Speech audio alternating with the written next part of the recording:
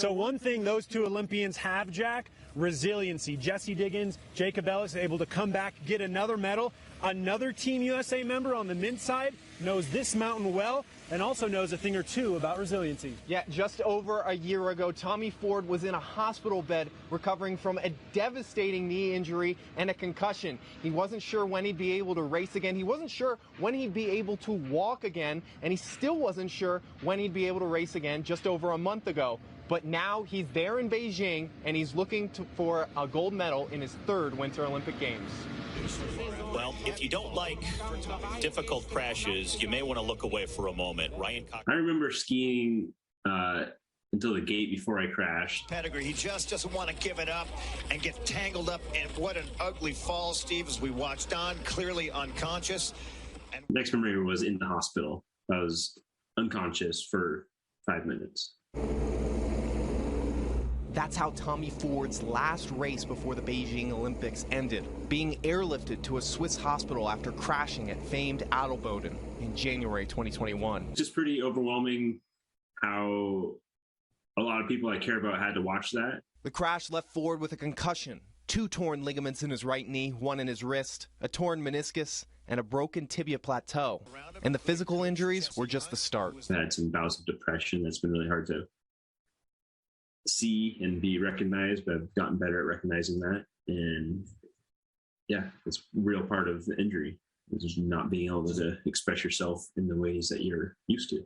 His World Cup season, The Oregon native Tommy Ford, on track to be one of his best, was over. I mean, midsummer and all that and starting to ski again, it's like, darn, I was skiing well and I wish I could keep going, but you know, I'm just grateful to be alive and back on my skis. He returned home to Bend shortly after the crash to start his recovery.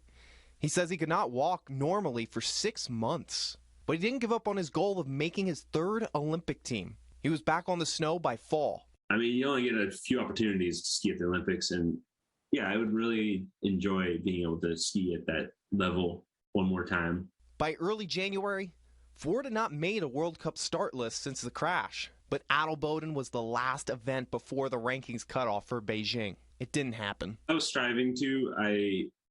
About a week before I decided not to, I was not ready. He missed the rankings cutoff, but Ford was named to the Olympic team as a discretionary pick by the U.S. coaches. The Olympic giant slalom will be his first race in exactly 400 days.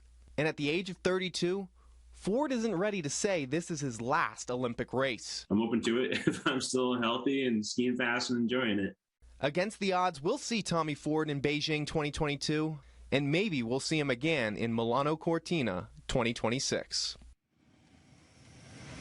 You know, Jordan, we're here at Mount Bachelor. As they're grooming the snow, you can probably hear the snowcats behind us for tomorrow. But this is where Tommy Ford grew up skiing. He raced here for Summit High School, and he says he can actually apply some of the skills he learned at this mountain because of the variety of terrain to different hills around the world that he sees on the World Cup circuit. And you can see him competing tomorrow night right here in primetime coverage on KTVZ. One thing you'll want to keep an eye out for, right on top of his helmet, Mount Bachelor logo. Be nice to see that, him competing tomorrow night.